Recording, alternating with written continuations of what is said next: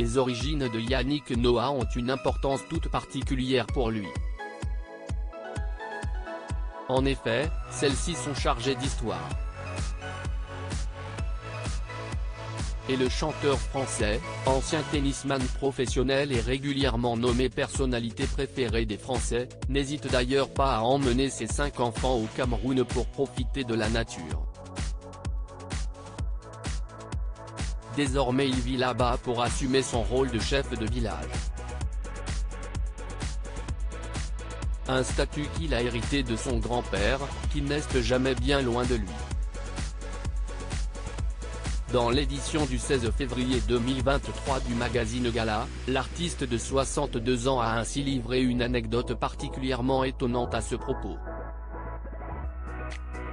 Tout débute par le récit de l'histoire du titre culte Simon Papatar paru au cours de l'année 2000. Il y explique ainsi que son grand-père a envoyé l'un de ses fils en France, qui a fini par revenir au pays avec une femme blanche et enceinte.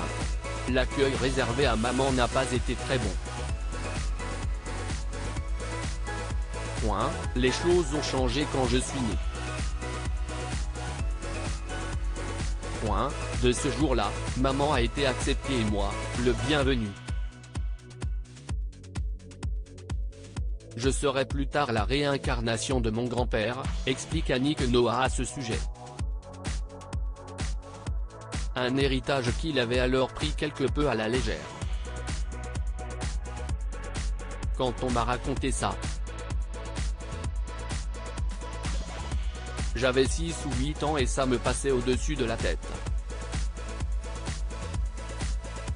Pour moi, c'était comme un jeu mais je savais combien c'était important pour lui. Et il ajoutait généralement, tu sais, même après la mort, je serai toujours avec toi, développe-t-il à ce propos. Tu sais que je suis toujours avec toi, n'est-ce pas ? Seulement, le temps est passé et le grand-père de Yannick Noah finit par décéder en 1984 à la suite d'un accident en marge d'un coup d'État avorté.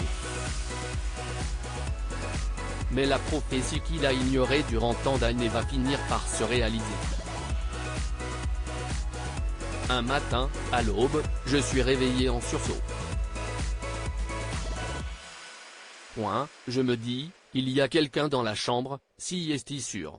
Je me redressais, sans pouvoir l'expliquer, j'ai le sentiment d'un moment de grâce. Et là, j'entends mon grand-père me dire, Yannico, ça va ? Tu sais que je suis toujours avec toi, n'est-ce pas ? Comme je t'avais dit, continue de t'occuper de la famille, relate l'interprète de Saga Africa. Une expérience surnaturelle qui a finalement été très positive.